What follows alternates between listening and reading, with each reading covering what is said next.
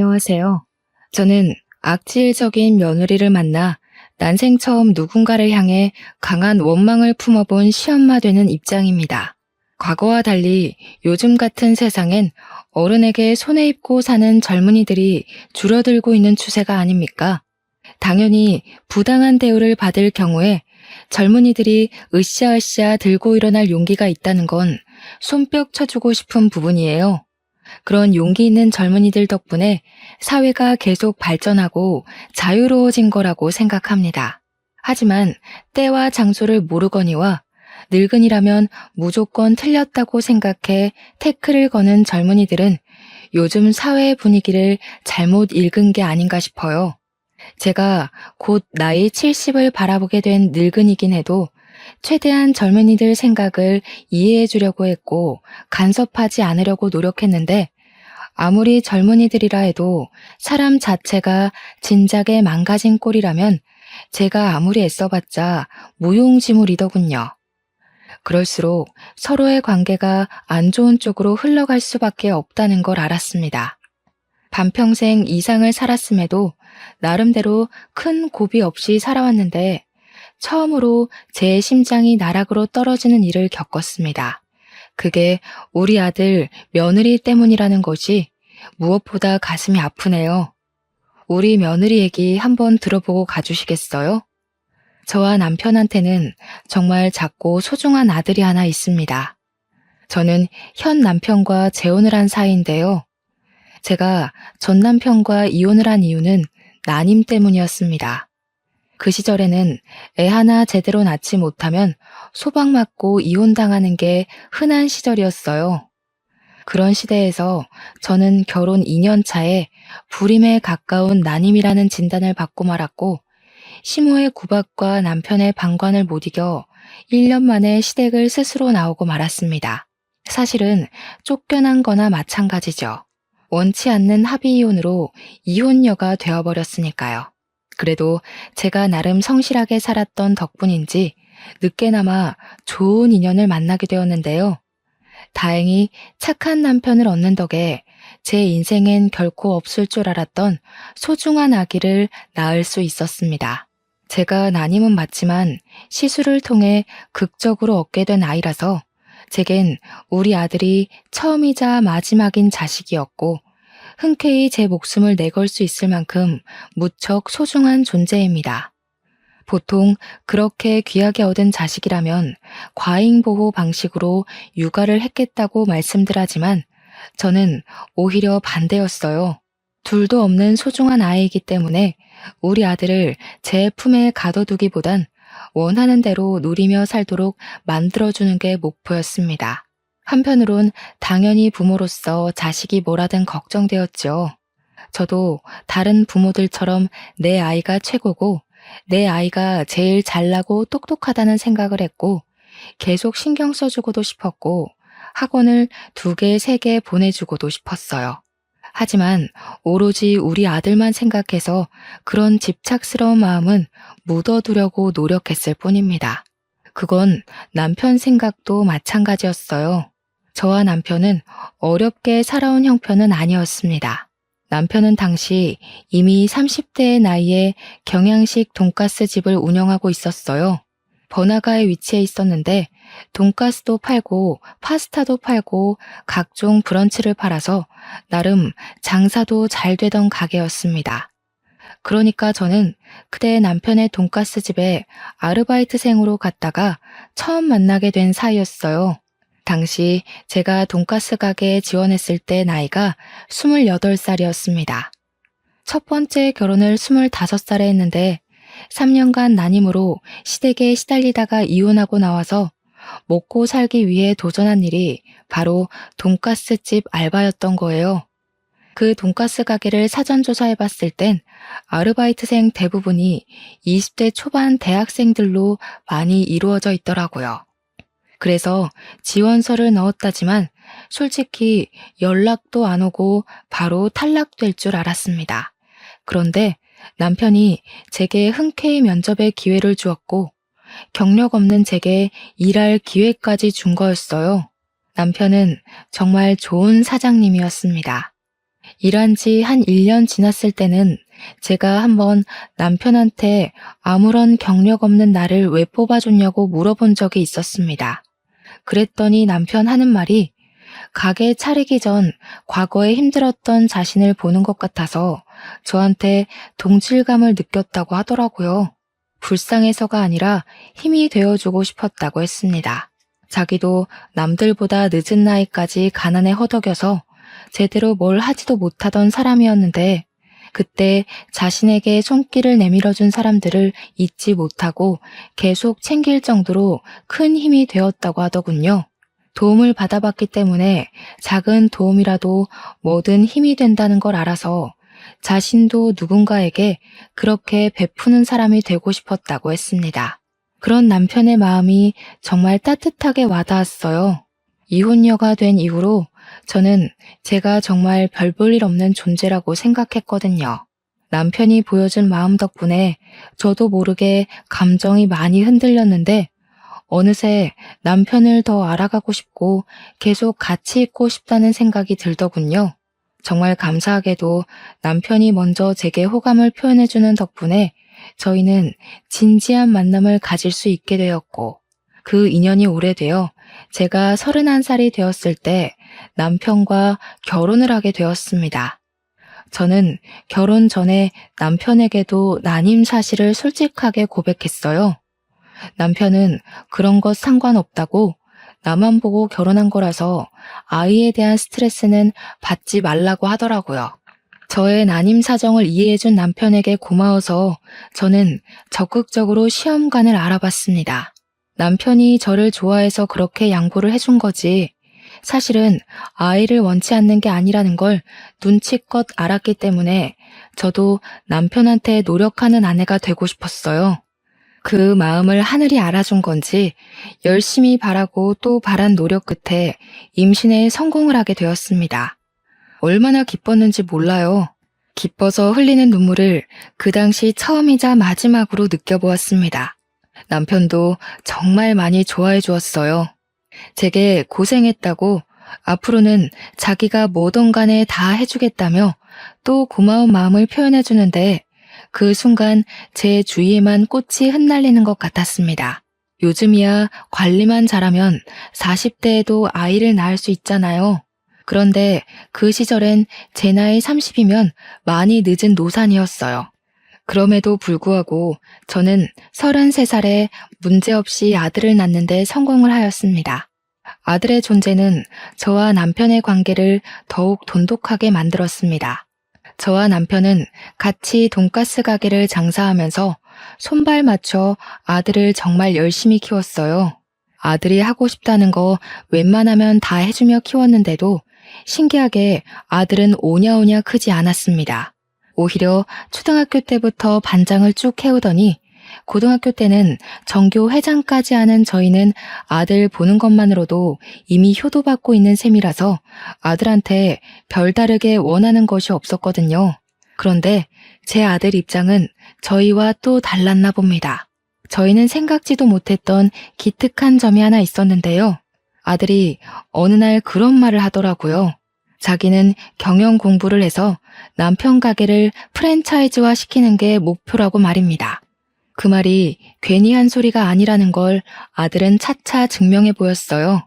학원 필요 없다고 해서 보내지도 않았는데 대단하게도 혼자 힘으로 명문대에 합격했고 대학 가서 열심히 공부하면서 이것저것 혼자 뭘 알아보더니 장학금까지 모으고 있었더라고요. 아들이 말해주기 전까진 저희는 정말 몰랐습니다. 그리고 아들은 대학교 졸업하자마자 대기업에 바로 입사했고 월급으로 5년 동안 알뜰살뜰 돈을 모아 작은 건물을 매매해 돈가스집 2호점을 차렸습니다. 준비되자마자 대기업은 바로 퇴사를 했죠. 모든 걸 스스로의 힘으로 다 끝내놓고 저희에게 알려준 아들의 고백에 대견함을 느꼈지만 한편으로는 걱정도 되었습니다.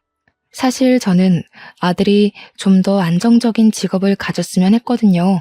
자영업은 수입이 불규칙적이잖아요. 대기업까지 붙을 능력을 갖고 있는 아들이 굳이 어려운 길을 가려고 해서 마음이 좀 불편했습니다. 그래서 아들을 설득할까 싶었지만 아들이 어릴 때부터 워낙 자기 아빠의 가게를 좋아하기도 했고 항상 입버릇처럼 프랜차이즈화 시키고 싶었던 목표를 가지고 있었단 걸 아니까 끝내 아들의 아까운 재능이 무산되는 걸 막지는 못했습니다. 남편도 저더러 아들 하는 일에 괜히 끼어들 생각하지 말고 잠자코 지켜만 보라면서 멀리서 응원해주는 게 부모 할 일이라고 하더라고요. 남편은 아들이 원하는 목표를 위해 혼자 고군분투하여 출발 지점까지 왔다는 것만으로도 너무 기특해 죽겠대요. 생각해보니 맞는 것 같더라고요. 부모한테 미천을 도움받지도 않고 혼자서 2호점을 차린 거잖아요. 역시나 제 걱정이 무색하게 아들은 음식 장사에 엄청난 소질이 있었습니다. 손님 다루는 태도도 능숙했고 무엇보다 메뉴를 개발해서 남편과 의논하는 솜씨가 참 놀라운 리더십이라고 봤습니다. 괜히 학창 시절에 반장 회장을 한 아이가 아니더라고요. 제가 봐도 제 아들이 너무 멋있어 보였어요. 팔불출엄이라서 그런 거라고 생각하실 수 있지만 적어도 제 눈에는 1분 1초도 허투루 살지 않은 아들이 놀랍기만 했어요. 아들은 일주일에 수십 가지 메뉴를 연구했는데 저희더러 시식해보라고 여러 번 찾아왔었거든요. 신기하게 저희처럼 나이 든 사람 입에도 전혀 부담 없이 맛있더라고요. 요리에 센스도 있고 요식업에 성공하고자 열정이 가득 찬 아들을 보니 남편 말이 맞는다는 걸 깨달았습니다. 우리 아들은 원래부터 알아서 잘하는 사람인데 제가 또 괜히 걱정을 했던 거죠. 저는 그 뒤로 남편처럼 멀리서만 아들을 지켜보며 응원했습니다. 그렇게 새로운 신메뉴부터 인기 메뉴까지 선보이다 보니까 1호점보다 홀 크기가 훨씬 작은 2호점 매출이 더 많이 나오는 지경에 이르렀어요. 아들이 오로지 혼자 이뤄낸 성과물이라서 얼마나 자랑스러운지 모릅니다. 아들은 신메뉴의 보장을 확실히 본 뒤에 1호점에도 출시를 시켰고 1호점, 2호점 모두 매출 폭등의 기적을 일으켰습니다. 정말 대견하지 않습니까? 덕분에 남편은 그동안 찍어보지 못했던 매출까지 찍으면서 직원을 2명 더 구해야 하는 상황까지 왔어요. 저는 손님들에게 제 아들이 성공해서 부모 호강시켜준다고 엄청 자랑도 많이 했습니다. 우리 멋진 아들, 도무지 팔불출처럼 자랑하지 않고서는 못 배기겠더라고요. 아들이 이렇게만 지내주다가 좋은 사람한테 장가간다면 더없이 행복할 거라 생각했는데 아들이 장가를 가자마자 저는 제 인생 처음으로 낭떠러지 앞에 우뚝 서게 됩니다. 한 번도 속 썩인 적 없는 똘똘한 우리 아들한테서 정말 상상도 못할 큰 스트레스를 받은 적이 있었는데요. 정확히는 아들이 아니라 아들이 달고 온 혹 때문에 제가 뒤로 넘어갈 뻔한 일을 겪게 되었죠. 30대가 된 아들이 결혼할 여자라고 데려온 며느리는 당연히 첫 대면에선 문제가 없었습니다. 어머님 하면서 우리 아들처럼 사교성도 좋았고 젊은 사람같이 싱그럽게 애교도 곧잘 부렸어요. 딸 없는 서름을 그때 처음 느꼈을 정도로 며느리는 예쁜 짓을 많이 했습니다. 무엇보다 제가 며느리를 마음에 들어했던 건 며느리가 동물병원 간호사였기 때문이었어요. 저와 남편은 결혼을 하면서 귀한 아들을 얻기 전에 새 식구를 둘이나 들인 적이 있는데요. 누가 남편 가게 앞 전봇대에다가 버리고 간 유기견들입니다. 당시 작고 하얀 개가 2마리 있었는데 병원에 데려가서 물어보니 둘 다 3개월 정도 된 아이라고 하더군요. 저희 부부가 손수 건강검진까지 시켜줬는데 다행히 저희가 빨리 발견해주는 덕에 건강에는 문제가 없었습니다. 문제는 그 강아지들을 버리고 간 주인이었어요. 치료나 검사는 마쳤지만 이 강아지들을 다시 전봇대 앞에 데려다 놓을 수가 없겠더라고요. 주인 전화번호가 있는 것도 아니었고요. 제가 차마 강아지들을 떠나지 못하고 있으니 고맙게도 남편이 먼저 저한테 키워보자고 제안을 먼저 해주었어요. 강아지들을 저희가 키우기로 한 이유는 저 때문이기도 하지만 제가 그날 남편에게 가게에서 프로포즈를 받은 날이기도 했거든요. 같이 마감하고 집에 가려던 차에 개들을 발견했기 때문에 뭔가 특별한 날에 주어진 선물 같은 존재라고 느꼈습니다. 그때만 해도 제가 난임이라서 애를 못 낳을 줄 알았거든요. 그래서 강아지들을 우리 자식들로 생각하며 키우기로 한 거였어요. 그런데 그 후로 기적처럼 아들이 태어났고 아들도 강아지들이랑 남매처럼 정말 잘 지냈습니다. 나이가 들어 무지개 다리를 건넌 개들이 낳은 새끼가 있었는데 며느리가 들어왔을 때는 그때 그 새끼들이 성견이 되어 있던 상태였어요. 며느리가 동물병원 간호사라니까 괜히 우리 강아지와 잘 맞을 것 같고 좋은 식구가 되어줄 것 같다는 생각이 들더라고요. 아들이 여자 보는 눈까지 좋아서 이렇게 동물의 진심인 며느리까지 들어왔구나 싶었습니다. 모든 세상이 제 편에 서서 저를 응원해준다고 생각했어요. 지금 돌아보면 참 1차원적인 마음이었던 거죠. 너무 안일했어요. 아들이 결혼하고 신혼여행 다녀온 뒤 아들과 며느리가 저희 집에서 하룻밤 자게 되었는데요. 모두가 각자 잠자리에 든 새벽, 거실 밖에서 개들이 자꾸 짖는 소리가 들리는 겁니다. 남편은 골아떨어져서 몰랐는데 저는 원래 잠기가 예민해서 방음 잘 되는 방이라도 애들 소리를 잘 듣곤 했습니다. 평소 불 다 꺼진 새벽에는 개들이 짖지 않는데 무슨 일인가 싶어 슬쩍 나가봤거든요. 그런데 의외로 며느리 목소리가 같이 들리더라고요. 이 개놈 자식들이 가만 안 있어? 아, 침 흘리는 것 좀 봐. 더럽게. 어딜 가까이 오려고. 주워온 개들이 낳은 새끼들이래. 접종이나 제대로 했는지 모르겠다. 아이씨, 저리 안 가? 며느리는 우리 개들을 발로 죽 밀어내며 누군가랑 통화하고 있었습니다. 결혼 인사 왔을 때만 해도 우리 개들을 사랑스러운 눈으로 봐주던 며느리가 저희 애들을 개만도 못한 취급하는 걸 보고 충격 먹었어요. 제가 용화시켜 사연을 쓴 거지 실제 며느리 행실은 감히 누구한테 일러주기 무서울 정도로 과격했습니다. 그날 본 며느리는 제가 알던 며느리와 완전히 다른 분위기였어요. 너무 놀라서 오히려 제가 오해한 게 아닌가 생각하려고 애썼습니다. 그래서 아무한테도 말하지 않고 저만 수시로 고민하면서 밤을 새웠어요. 다음날 아침 돼서 다시 보게 된 며느리는 제가 알던 며느리처럼 개들한테 상냥한 간호사더라고요. 그만 신혼집으로 돌아간다고 나서면서도 개들이랑 헤어지는 걸 아쉬워하며 떠났습니다. 그 이후로 이틀이 지났는데도 마음 한구석에 찝찝한 마음이 사라지지 않더라고요. 제가 한번 신경이 쓰이면 그 부분이 해결될 때까지 고심을 길게 하는 편이라서 결국엔 제가 직접 아들 가게에 방문을 했다가 아들한테 슬쩍 물어본 적이 있었어요. 새아기에 대해서 궁금한 게 있어 찾아왔다. 네가 분명 새아기 만날 때 우리 집에 개 키운다고 얘기를 했다 했지? 그때 정말 강아지 좋아한다고 말을 했었니? 당연하지. 개 싫어하는 사람이 동물병원 간호사를 했겠어? 개나 고양이 가리지 않고 환장하는 애야. 근데 갑자기 왜 그런 걸 물어? 정말 그것 때문에 여기까지 찾아온 거야? 아, 그러니? 아니다. 내가 아무래도 착각했나 봐. 유라한테는 내가 이런 거 물었다는 거 말하지 마. 괜히 오해 생길라. 그때만 해도 저는 제가 역시 착각한 거라고 생각했습니다. 그날 집에서 본 며느리의 괴팍한 얼굴을 잠결에 잘못 보고 잘못 들은 거라고 봤어요. 하긴 동물을 싫어하는데 어떻게 동물병원 간호사를 하겠습니까?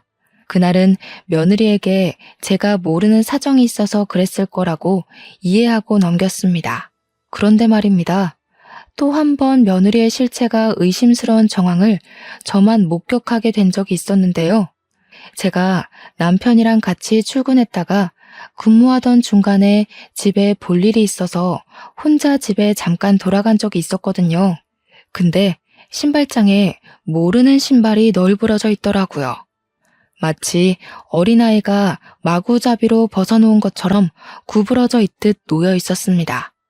우리 아들 신발이라기엔 작은 것 보니 며느리의 것 같았어요.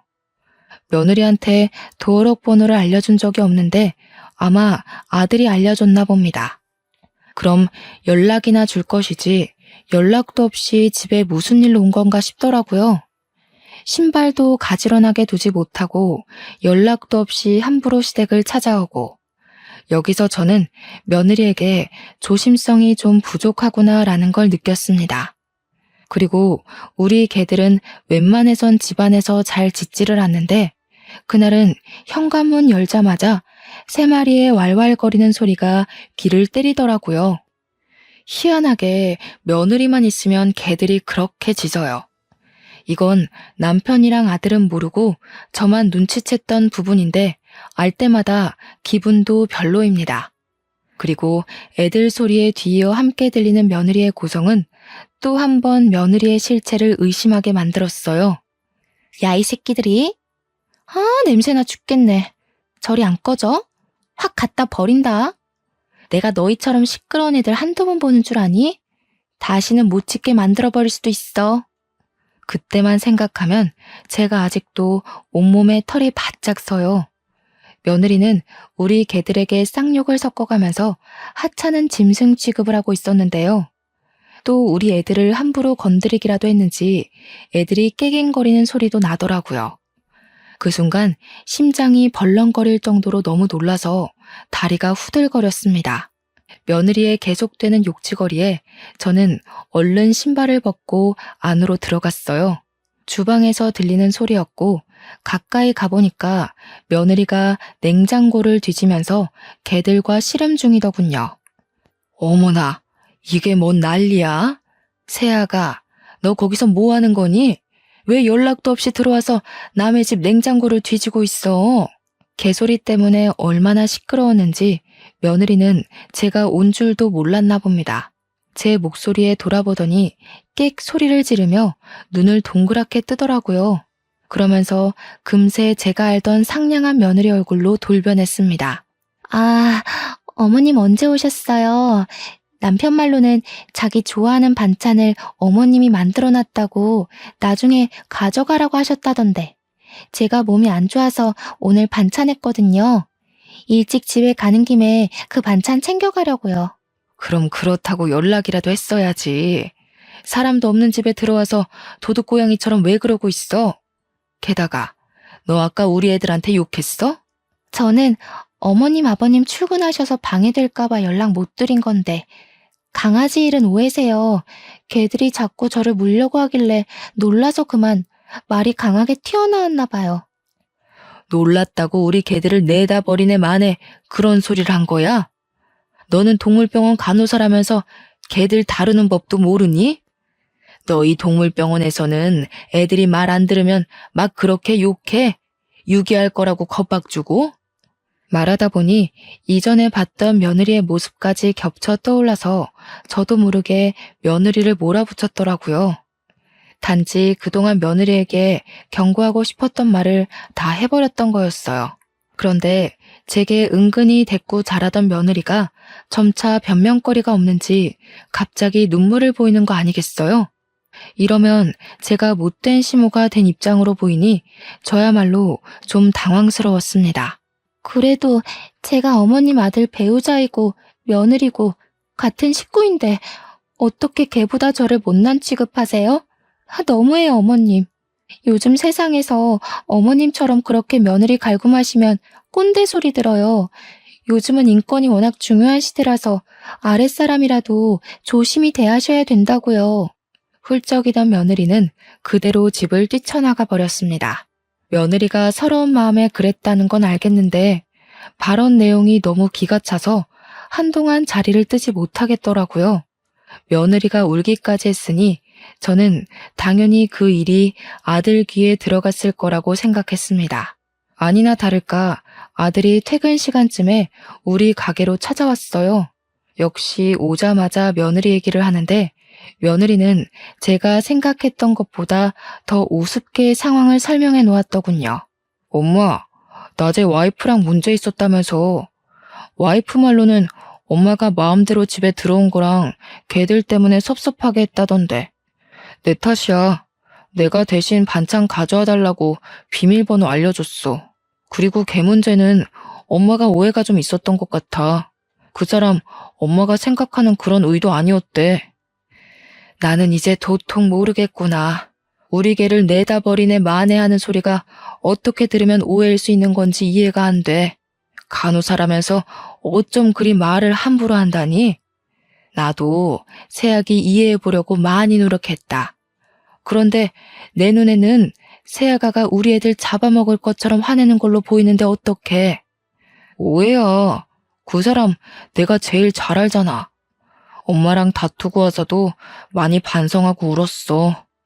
강아지 문제는 내가 좀 더 대화를 해볼게.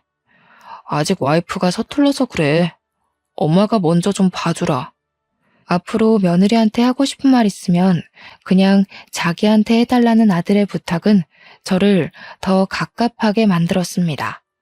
아들은 제 이야기를 귀 기울여 들어주었지만 내뱉는 답변은 계속 서로 오해를 했던 것 같다고만 했어요. 처음으로 아들과 대화하면서 벽을 느꼈던 순간입니다. 서운했으나 이해도 되었어요. 며느리의 그런 모습을 본 건 저밖에 없었거든요. 그러니 남편이랑 아들이 저를 위로해 주더라도 딱히 믿어주는 눈치는 아닐 수밖에요. 말했다시피 며느리는 제가 그런 모습을 목격하기 전만 해도 선녀처럼 여린 여자였으니까요. 그러나 꼬리가 길면 밟힌다고 며느리의 실체를 남편과 아들이 제대로 알게 된 일이 끝내 발생하고 말았는데요. 저희 개들이 감기에 걸렸을 때였어요. 폐렴 검사를 해봐야 될 것 같아서 아들 제안으로 며느리 병원에 맡긴 적이 있었습니다. 솔직히 저는 며느리 병원에 맡기는 것이 탐탁치 않았지만 아들이 직접 개들을 데려간 거라 어쩔 수가 없었어요. 아들은 며느리한테 개를 맡기고 바로 출근을 했고 며느리가 퇴근할 때 아들이 태우러 가서 같이 우리 집에 넣어주기로 약속이 되었습니다. 며느리 혼자만 저희 애들을 본다고 했다면 제가 끝까지 만류를 했겠지만 며느리 병원에는 보는 눈이 많기도 했고 또 아들이 일을 마치면 같이 개들이랑 있을 거잖아요. 그래서 못 믿어온 마음을 애써 숨기고 보내준 겁니다. 그런데 며느리는 제가 예상했던 것보다 훨씬 교활하고 개념이 없는 사람이더라고요. 요즘 젊은 사람들이 다 며느리 같은 건 아닐 텐데도 며느리 하나가 너무 센 존재였다 보니 젊은 애들 전부가 며느리처럼 이기적이고 악랄해 보이는 거 있죠? 개들이 도착해도 벌써 했을 시간인데 연락 주기로 한 아들은 계속 깜깜무소식이었는데요. 결혼하고 나서부터는 아들한테 괜히 부담되고 싶지 않아서 제가 먼저 전화를 잘 안 했거든요. 그런데 그날은 약속 시간에 너무 늦길래 오래간만에 아들한테 먼저 전화를 걸어보았습니다. 받자마자 아들 목소리가 안 좋다는 것이 바로 짐작되더라고요. 걱정이 되어서 무슨 일 있냐고 물어봤는데 뒤이어 아들이 하는 말은 저를 기절초풍하게 만들었습니다. 어떡해 엄마, 유라가 애들을 잃어버렸대. 지금 최대한 주위 둘러보고 있어. 추운데 괜히 나서지 말고 기다려줘. 애들 찾으면 바로 연락할게. 그러니까 당시 상황은 며느리가 퇴근하고 개들을 데리고 나와서 아들 차를 기다리는 동안에 개들이 갑자기 발광을 했고 며느리는 힘에 부쳐서 개들을 놓쳤다는 거였습니다. 3마리의 개들이 순식간에 달아나 버리는 바람에 며느리 혼자서 그걸 감당 못해 결국 모두 잃어버렸다는 내용이었어요. 그 얘기를 듣고 얼마나 놀랐는지 모릅니다. 남들한텐 그냥 강아지일지 몰라도 제게는 단순한 반려견 수준을 뛰어넘는 가족이에요. 듣는데 내 애가 실종되었다는 말을 듣는 것처럼 가슴이 벌렁거렸다는 겁니다. 남편도 놀란 건 마찬가지였습니다. 저랑 남편은 오지 말라는 아들의 말을 외면하고 전화를 끊자마자 그 근처로 향했습니다. 제가 꼬여서 자꾸 나쁜 방향으로 생각이 드는 건지 모르겠지만 저는 애들이 사라져버린 게 며느리 탓으로 느껴지더라고요. 제 머릿속은 온통 며느리에 대한 분노로 차올랐습니다. 아들이랑 며느리가 있는 곳에 가까워질수록 제 마음은 점차 검게 물들어갔어요. 차에서 내리게 되었을 때는 이미 며느리를 탓하기 위해 마음을 먹어버린 상태였습니다. 그래서 며느리가 보이자마자 쫓아가 며느리의 멱살을 잡고 흔들었어요. 이 천벌 받을 년, 너 일부러 그랬지. 내 새끼들 못되게 구워 삼더니 일부러 버린 거지? 내가 언젠간 너 사고 낼 줄 알았다. 그래도 그동안은 너를 이해해보려고 해서 눈 감아줬거늘. 기어이 네가 이런 식으로 나와? 그럼 나도 더 이상 넘어가줄 필요가 없지. 왜 이러세요, 어머님? 제가 무슨 일부러 했다고 그러세요. 3마리가 동시에 발악을 하는데 제가 혼자서 무슨 수로 개들을 다 붙잡아두냐고요. 어머님 저번부터 자꾸 절 이상하게 오해하시는데 계속 이러시면 저 진짜 화낼 수밖에 없어요. 내가 오해를 한 건지 아니면 맞게 본 건지 그건 네 말만 들어선 모를 일이지. 만약 내가 정말 오해를 한 거라면 난 네 앞에서 무릎 꿇고 머리도 조아릴 수 있다. 그러는 넌 나만큼 떳떳하게 네 말에 책임질 수 있니? 왜? 연기한 게 너무 많아서 막상 내가 이렇게까지 나오니까 겁이 나? 저는 재혼을 하고 나서부턴 화라곤 내본 적이 없는 사람입니다. 그건 남편이랑 아들도 아는 사실이에요. 저더러 항상 힘나는 비타민 같은 존재, 잔잔한 안개꽃 같은 존재라고 칭찬을 했었으니까요. 그런 제가 목청 높여서 며느리를 다그치자 남편과 아들이 많이 놀란 듯 했습니다. 황급히 저를 말리며 진정시켰어요. 그 와중에 며느리는 제 엄포에 당황해서 아들 뒤에 숨고 난리를 부리더군요. 억지로 짜낸 눈물을 그렁그렁 매달고서 말입니다. 일단 애들 찾는 게 먼저라는 남편 말에 저는 뒤늦게 정신을 붙들고 주위를 샅샅이 뒤졌습니다. 아이들 이름을 부르며 지나가는 사람 붙잡고 물으며 사방팔방을 돌아다녔어요. 워낙 정신 빠져 있었던지라 저는 제가 울고 있는지도 몰랐습니다.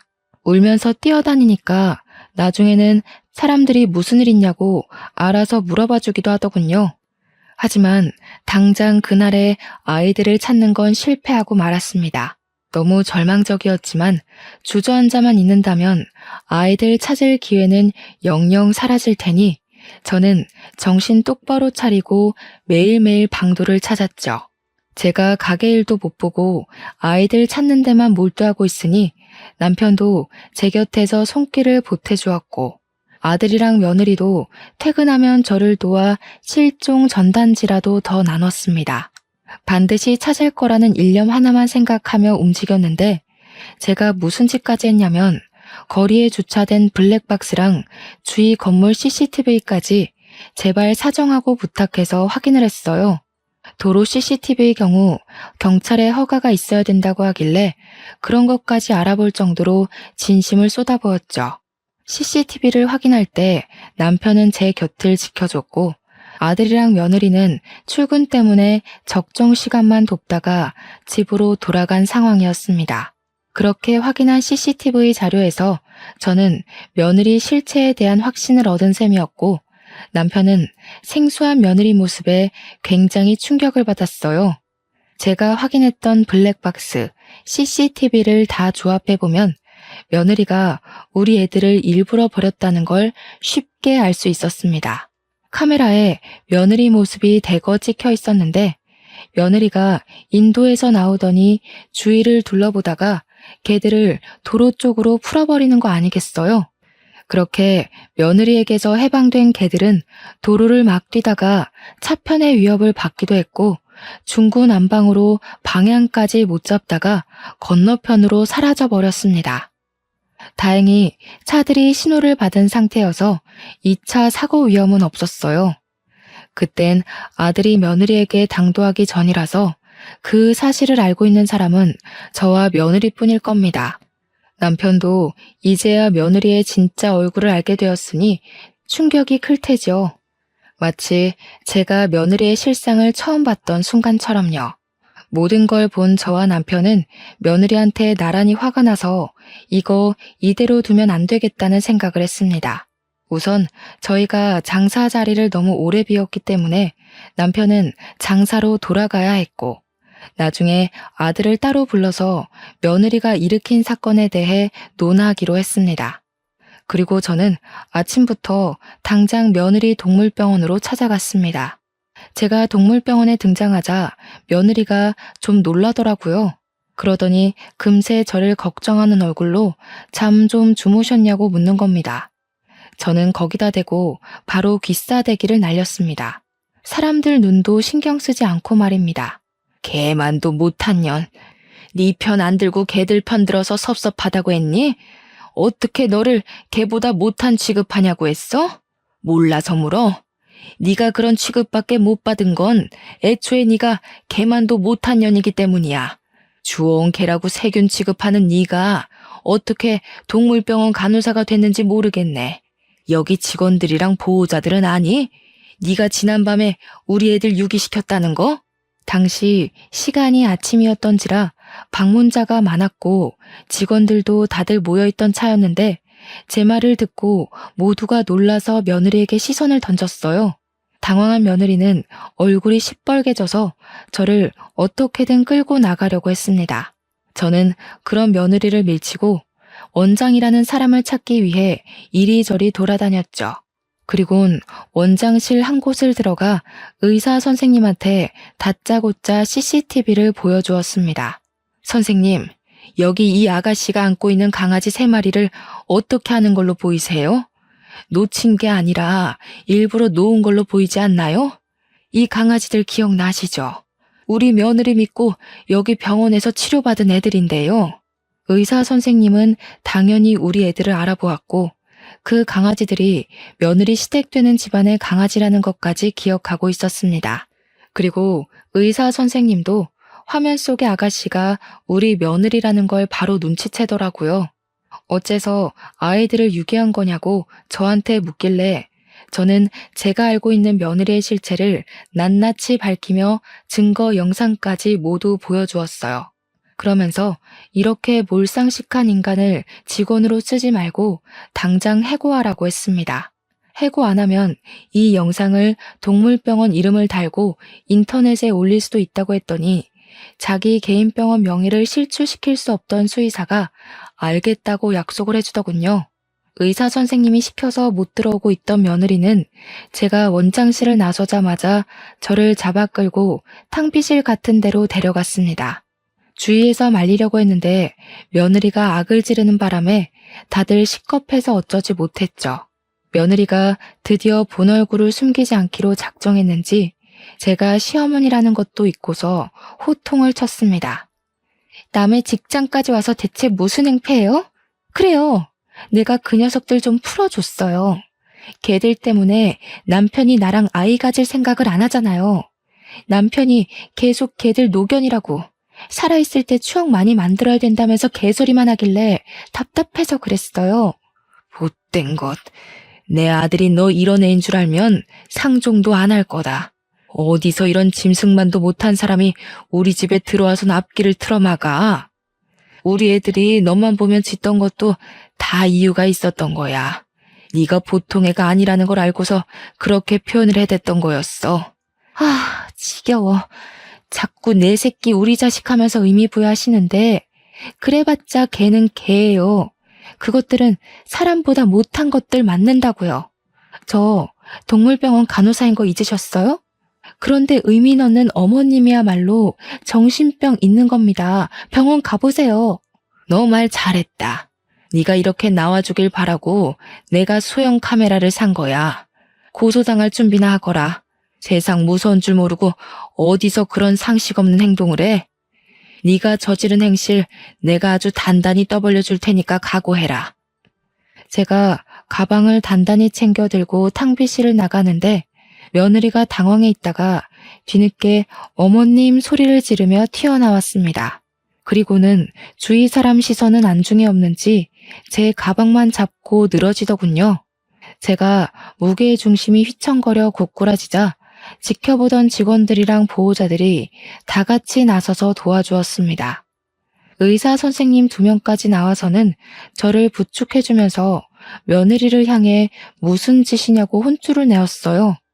남들이 뭐라고 하든가 말든가 며느리는 미친 듯이 제 가방만 뒤지면서 내용물을 다 쏟아냈고 수영 카메라 어딨냐고 소리치기만 했습니다.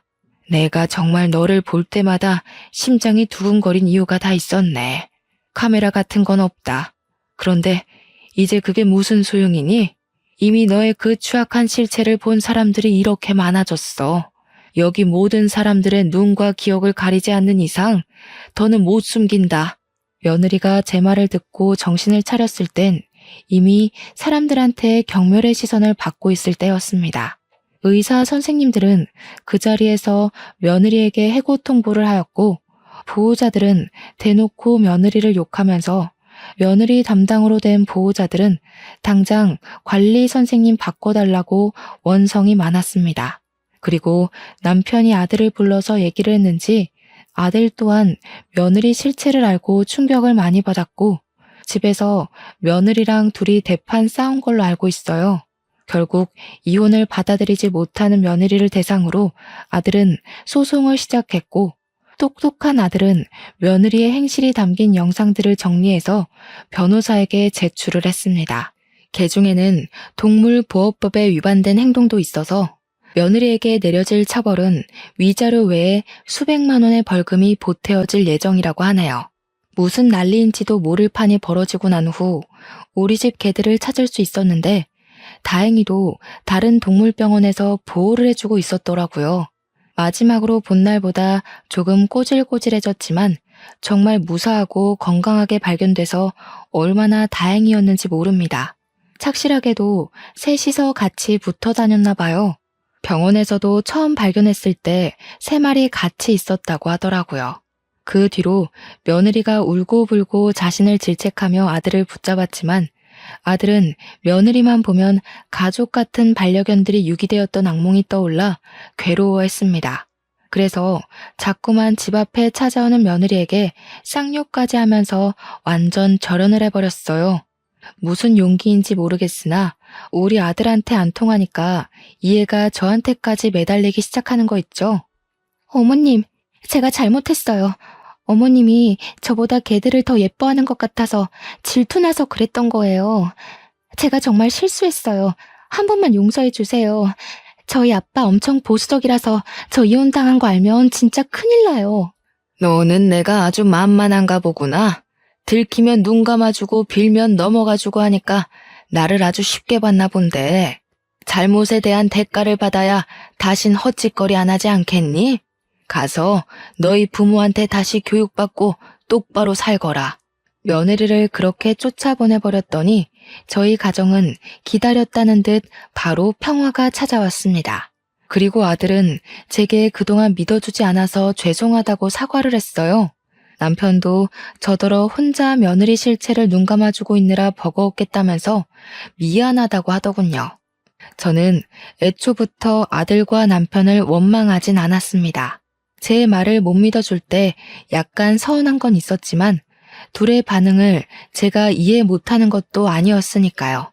며느리가 정상적이기만 했어도 저는 아들네 부부에 터치하는 일은 없었을 겁니다. 하지만 파렴치한 며느리라면 제가 어찌 무시만 하고 있을 수 있겠나요? 아들이야 워낙 똑똑해서 마냥 당하고만 살 사람은 아닌 걸 알기 때문에 충분히 알아서 잘할 거라고 믿어 의심치 않았지만 우리 강아지들은 아니잖아요. 강아지들은 여전히 가족들의 손길이 필요한 존재란 말입니다. 감히 내 새끼들을 건드렸다면 저는 그런 사람을 가족으로 둘 생각도 옆에 둘 생각도 없는 사람이에요. 반려견을 안 키우는 분들은 가족과 반려견을 동등히 하는 제 마음을 이해하기 어려울 겁니다. 그분들 마음까지 강요해서 위로받을 생각은 없어요. 하지만 다들 동물이라고 함부로 해도 되는 존재로 생각하진 말아주셨으면 해요. 생명의 가치를 제가 감히 지정할 순 없겠지만 세상 모든 사람들도 저와 똑같이 목숨을 평가할 권리는 없는 거잖아요. 나쁜 마음 먹는 사람은 있어도 나쁜 마음 먹는 동물은 없다는 거. 아는 지인한테 들었었는데 감명이 깊었던지라 남겨봅니다. 모두가 존중받고 존중할 수 있는 사회가 되어갔으면 좋겠네요.